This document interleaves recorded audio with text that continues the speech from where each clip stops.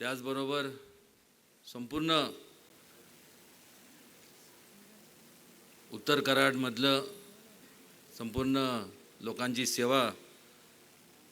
सेवेत कार्यरत असणारे धैर्यशील दादा असतील, मनोज दादा असतील आणि रामकृष्ण वेताळ असतील. त्याचबरोबर या ठिकाणी अनेक वर्षापासून मला अजूनही ते कोडं सुटलं नाही.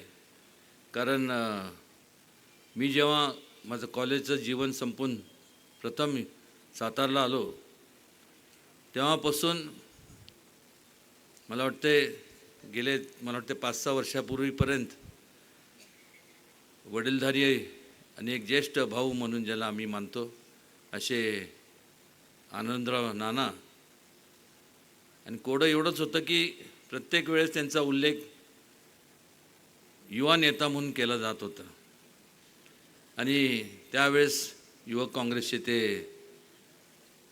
अध्यक्ष होते. त्याचबरोबर या ठिकाणी उपस्थित असलेले माझे मित्र वसंतराव भाऊ, एकनाथराव उमळे, आनंदराव पाटील, सुनील खत्री, ज्ञानदेव रांजणे, मधुकर यादव, सौरभ शिंदे, रवी पवार, रवी साळुंके, सुनील तात्या काटकर, चित्रलेखा ताईसाहेब, मंगेश कदम, त्याचबरोबर सुवर्णताई पाटील, माधवी कदम, शारदाताई जाधव, रंजना रावत, अविनाश कदम, राजू भोसले, लालासाहेब ज्यांनी अनेक वर्षापासून काकांबरोबर काम केलं असे ज्येष्ठ लालासाहेब पवार अण्णा, यसू नाना, सर्जना नाना, माझे मित्र नामदेव सावंत, त्याचबरोबर गीतांजली ताई कदम आणि या व्यासपीठावरती उपस्थित सर्व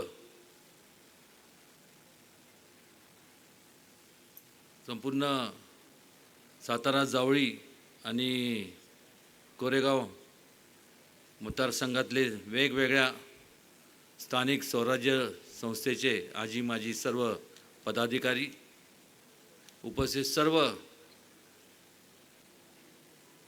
ग्रामपंचायत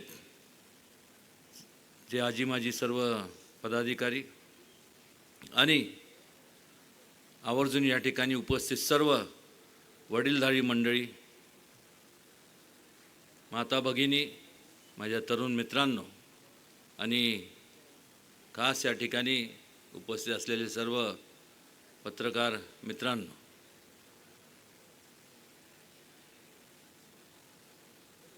मी बारकाईने सगळ्यांचं जेव्हा मनोगत प्रत्येकजण, खास करून आमचे मित्र अशोक मोने त्यांनी जे मत व्यक्त केलं तेच सुनील काटकरनी केलं, वसंतराव भाऊनी तेच मत त्यांनी व्यक्त केलं. अनेकांना ह्या लोकांना बोलण्याची संधी मिळाली. अनेकांना या ठिकाणी जे उपस्थित आहे त्या प्रत्येकाच्या मनात ह्या लोकांनी जे मत व्यक्त केलं तेच मत आपल्या सगळ्यांच्या मनात आहे. आणि का नसावं, कारण स्वाभाविक आहे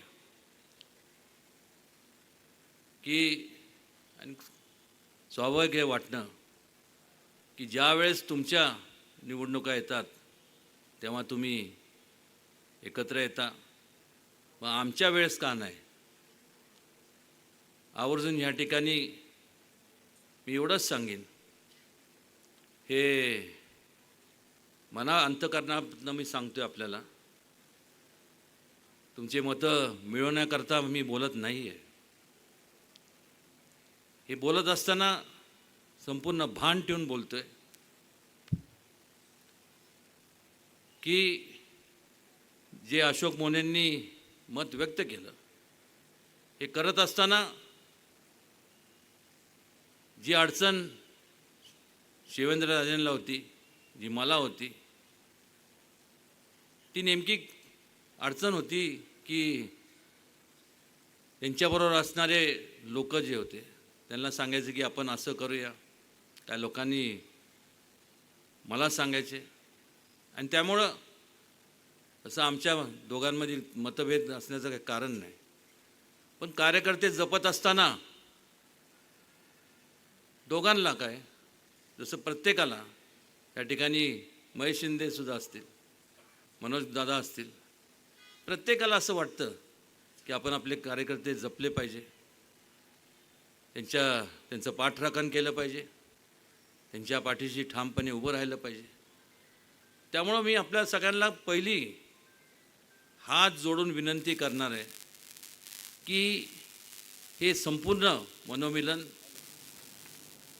हे कायमस्वरूपी आपल्याला ठेवायचं आहे. त्यात सगळ्या